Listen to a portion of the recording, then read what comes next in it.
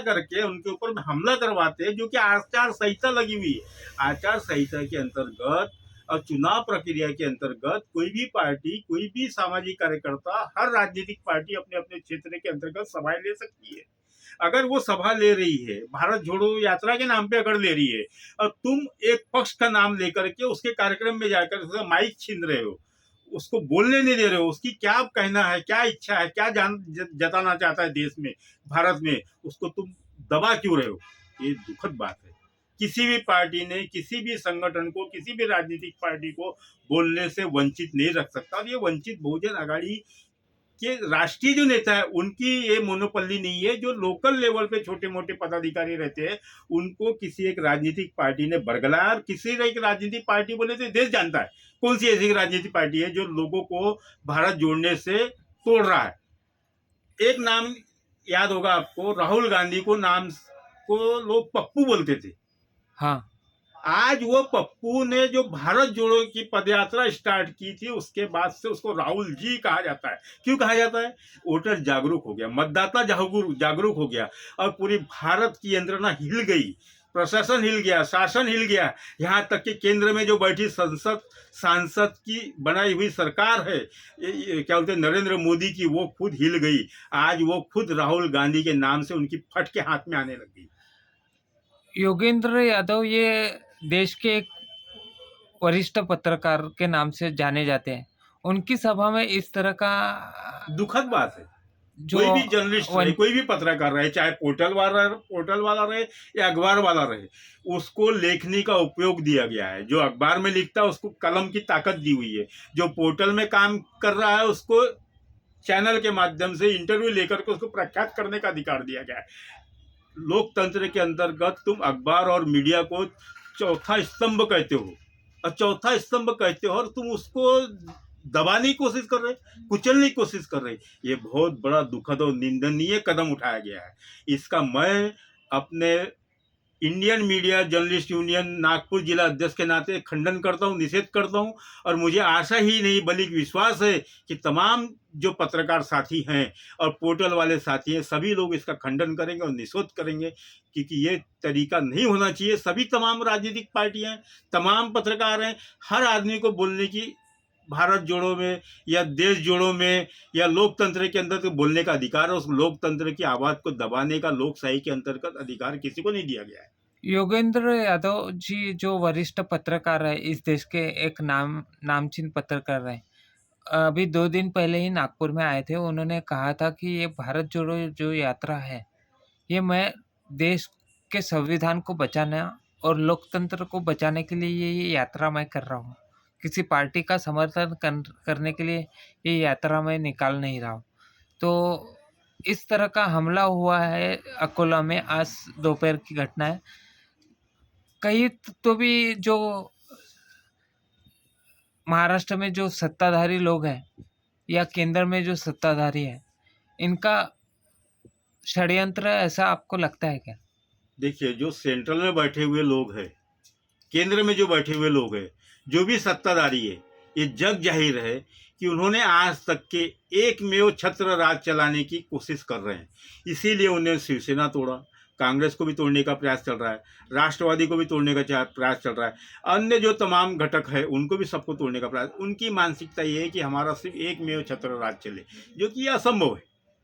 अरे जब विपक्ष रहेगा ही नहीं तो सरकार चलेगी कैसी? विपक्ष में तो कोई होना ना, जोड़ पे तोड़ तो कोई होना।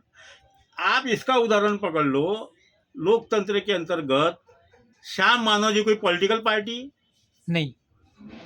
आज वो आदमी भी किसी तरीके से कोई कार्यक्रम करना चाहते हैं, संविधान को बचाने के लिए अगर कार्यक्रम ले रहे हैं तो उसको भी कुचलने का प्रयास किया गया है। आज गणवीर जी भी किसी के क्या बोलते हैं, आज यादव जी भी क्या बोलते हैं, योगेंद्र यादव जी अगर किसी प्रकार से भारत जोड़ो को बोला जाए, भारत जोड़ो बोले तो भारत तोड़ो का कार्यक्रम नहीं ले रहे थे ना, जो आप उसका विरोध कर रहे हैं। उनका माइक छीन ले रहे हैं, उनको बोलने नहीं दिया जा रहा। क्या आप दर्शाना क्या चाहते हैं? है ना, आप एकमेव छत्र राज किस तरीके से चला रहे? सिर्फ गुंडा राज के तरीके से? ये गुंडा राज बिल्कुल नहीं चलेगा। ये देश हिंदुस्तान है, भारत है। आप हर समय हिंदू और मुस्लिम को लड़ाते हैं। आज मुस्लिम समुदाय जो है जिसको जिस तरीके से कुचलना था आपने कुचल दिया। आज लॉरेंस बिश्नोई जो है सबसे पहले उसे क्षत्रिय समाज के ऊपर हमला किया। हाँ, उसके बाद में वरिष्ठ कांग्रेस नेता जो बाबा है, सिद्दीकी का मर्डर किया गया हाँ, बिश्नोई के द्वारा। उसके बाद में उसकी तुमने हत्या कर दी। उसके बाद में अब तुमने टारगेट किसको बना दिया? सलमान सलमान खान को। तो क्या ये काले हिरण का शिकार। मुसलमानों को दबाव? ये सिर्फ मुसलमानों को और बाकी भी जो समुदाय है हिंदुओं में जो भारतीय जनता पार्टी को मतदान नहीं करना चाहते, सिर्फ उनको ही दबाने का प्रयास किया जा रहा है, बाकी कुछ नहीं। सिर्फ एक दूसरे से लड़ाया जा रहा है, बाकी और कुछ नहीं। हाँ ठीक है, मुस्लिम समाज में कुछ तबका ऐसा है जो हिंदुओं के प्रति उनकी हीन भावना है, कुछ तबका। तो तुम सर्वे करो वो तबका कौन है, उनको कुचलो ना, उनको फांसी भी चढ़ा दो।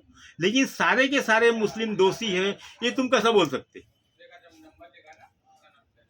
ये जो आज अकोला में जो घटना हुई है, योगेंद्र यादव की सभा चालू थी, इसमें कुछ वंचित के कार्यकर्ताओं ने उनकी सभा को उद्ध्वस्त करने का प्रयत्न किया। इसके पीछे किसका हाथ हो सकता है, ऐसा लगता है? देखो, इसके पीछे किसी राजनीतिक पार्टी बोले तो एक में और राजनीतिक पार्टी है भारतीय जनता पार्टी।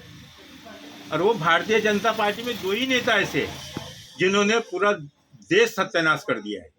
आज भी अटल बिहारी वाजपेयी को नाम से इज्जत से लोग नाम लेते, नितिन गडकरी को इज्जत से लोग नाम लेते, लेकिन नरेंद्र मोदी हो गया, अमित शाह हो गया, देवेंद्र फडणवीस हो, इनको इज्जत से नाम क्यों नहीं लेते? कोई तरबूजिया बोलता, कोई यो क्या क्या रंगा बिरला के नाम से भी पहचाने जाते हैं। क्यों पहचाने जाते हैं? क्योंकि इनकी हरकत ही वैसी है। अरे भैया, देश में रहना है, राजनीति करना है, ढंग से करो, सबको ले करके चलो।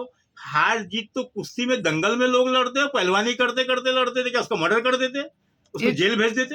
ये जो अकोला की जो घटना हुई है आज, इसके पीछे का उद्देश्य क्या हो सकता है? कुछ नहीं, सिर्फ हमको सत्ता काबिज करना है, लोगों को दबाना है। पर इस तरीके से होगा नहीं। मतदाता है फुल तरीके से जागरूक है, 18 साल हो गया, बालिग हो गया, युवा बालिग हो गया, बुजुर्ग तो है ही संज्ञान में, उसको समझ में आ रहा है दाल का भाव क्या है, आटे का भाव क्या है, चावल का भाव क्या है, तेल का भाव क्या है। 1500 रुपये बांट करके पूरी तिजोरी खाली करके देश खरीद लिया कि तुमने? लाडली बहना तुम बोलते हो, लाडली बहना के नाम पे तुम ये क्यों बोलते हो हमारे तरफ ध्यान रखना? यानी 1500 रुपये दे करके हमारे तरफ ध्यान रखना बोले तो 1500 रुपये दे करके तो वोट खरीद रहे हो क्या? ध्यान क्यों रखना? तुमने तो लाडली बहना को अनुदान दिया है ना, पुरस्कार दिया है ना, फिर ध्यान क्यों रखना? यानी तुम एक तरीके से दर्शाना चाहते हो कि हमने आपको 1500 रुपये लाडली बहना की योजना के अंतर्गत चालू किया हुआ है, आप हमारी तरफ विशेष ध्यान रखना। क्यों ध्यान रखना? ये आचार संहिता का उल्लंघन है। आचार संहिता लागू होने के पहले भी वोट बैंक खरीदने का ये उल्लंघन है। आचार संहिता तभी लागू रही, लेकिन उसके पहले भी ये शब्द वापरे गए कि आप हमारी तरफ विशेष ध्यान देना। उसके लिए मेड़ावे लिए गए। इसका मतलब आप सरकार की तिजोरी में से पैसा खर्च करके सिर्फ वोट बैंक खरीद रहे हो और सरकार की तिजोरी खाली कर रहे हो। ठाकुर जी, एक तरफ तो लाड़की बहन योजना के नाम से 1500 रुपये दिए जा रहे हैं, लेकिन आज तेल के भाव जो है, खाद्य तेल है जो महिलाएं यूज़ करती है घरगुती इस्तेमाल के लिए, उस पर 30 रुपये किलो के दाम बढ़ गए। सिर्फ 30 रुपये किलो तेल के दाम बढ़ गए। आप टमाटर के भाव देख लो, प्याज के भाव देख लो, आलू के भाव देख लो, हर चीज के भाव देख लो, सिलेंडर के भाव देख लो। यहाँ तक के जो गरीब तबका था, मिडिल क्लास का, जो स्लम एरिया में रहता था, उसको एक एफिडेविट करवाना था 50 रुपये 100 रुपये के स्टैंप पर, आज उसको 500 रुपये का स्टैंप पर लेना पड़ रहा। 100 रुपये का स्टैम्प पेपर पे तुमने 400 रुपये वसूली करना चालू कर दिया। यानी वसूली बात तो तुम हो।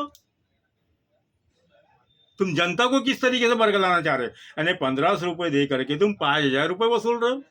ये कौन सा प्रलोभन है? यानी ये बरगलाने का भी एक तरीका होता है। जुमला इतना बोलो कि अच्छा लगे सुनने। अरे कथा हर आदमी सुनता है। एक पंडित को बुलाता है, दक्षिणा अपने शक्ति अनुसार देता है, 1000 दे 500 दे, यानी तुम 1500 रुपये दे के 5000 वसूल रहे। तुम पंडित से भी भ्रष्ट हो गए। तो ये जो लाड़की बहन योजना जो चालू की है शिंदे सरकार ने, उसका कुछ विधानसभा इलेक्शन पे फर्क पड़ेगा क्या? आपको लगता है? कोई फर्क नहीं पड़ेगा भैया। स्लम एरिया में और बाकी एरिया में तुम करोड़पति आदमी के परिवार में अगर 1500 रुपये दे रहे, उसके यहाँ के काम वाली को वो उपहार में दे देते हफ्ते 15 दिन में। तुम दर्शाना क्या चाहते हो? स्लम एरिया में भी आज 1500 रुपये की कोई माई माप नहीं है। 1500 रुपये से घर नहीं चलता है। 1500 रुपये में आप तो सिलेंडर दे रहे हो। सब्सिडी का तुमने जुमला बताया, कुछ लोगों को मिला, 10% लोगों को मिला तो 90% लोगों को नहीं मिला। बाढ़ पीड़ित आती है हर समय, कुछ एरिया में मिलता, कुछ एरिया में नहीं मिलता। बाकी एरिया में जहाँ नहीं मिला वो तो अंदर हो गया। पर सरकारी तिजोरी जब देखोगे तो वहाँ आंकड़ा बताएगा इतने खरब रुपया हमने बाढ़ पीड़ितों को बांट डाला। बांटेंगे 2 करोड़, बताएंगे 50 करोड़। पर होता यही है कि केंद्र में तुम बैठे हो, तुम्हारे हिसाब कौन पूछेगा? जो हिसाब पूछेगा वो सीबीआई के रडार में आ जाएगा, ईडी के रडार में आ जाएगा। एक आखिरी सवाल आपसे पूछ रहा हूँ ठाकुर जी। आज महाराष्ट्र में विधानसभा इलेक्शन की घोषणा हो चुकी है। क्या एनालिसिस रहेगा आपका? लाड़की बहन योजना का कुछ फर्क पड़ेगा क्या? 5% जो ना समझ बुद्धिहीन है, ना समझ बुद्धिहीन जिसको साइको बोलते हैं, वो कहीं पे भी जाके ठक्का मार देंगे। यानी ग्रामीण भाग के। उसको अपन ग्रामीण भी नहीं बोलते, शहरी भी नहीं बोल सकते। जो 5% तबका ऐसा होता है जो बिना सोचे समझे कहीं तो भी एक वोट डालना है करके अपने वोट का उपयोग करना है, कहीं भी ले जाके डाल देंगे, बस वही। बाकी तो इनको ये समझ लो कि बहुत बुरी स्थिति है इनकी। हाँ, अगर जनता जागरूक रही, बाकी तमाम जो घटक दल है ये अगर जागरूक रहे, और सबसे बड़ी बात ये है कि कलेक्टर, चुनाव आयुक्त अगर ये निष्पक्ष रहे, इनके पैर में चप्पल भी नजर नहीं आएंगे, खुले पैर भागेंगे। ये जो अकोला की जो आज घटना हुई है शरद यादव जी की सभा में, जो वंचित आघाड़ी, वो तो निंदनीय है, बहुत दुखद घटना हुई, नहीं होना चाहिए। अरे पत्रकारों को, पोर्टल वालों को एक आज़ादी है खुले रूप से बोलने की।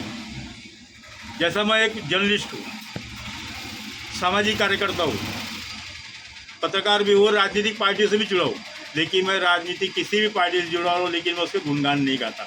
जो मेरे को पटता है मैं उसकी कदर करता हूँ, नहीं पटा तो मैं उसको दरकिनार कर देता हूँ। मेरे को आज़ादी है, संविधान जो सही है मैं बोलूँ। संविधान ने ये आज़ादी आपको दी, संविधान ने दी है, हर नागरिक को दी है। जो पटेगा वही कहेंगे।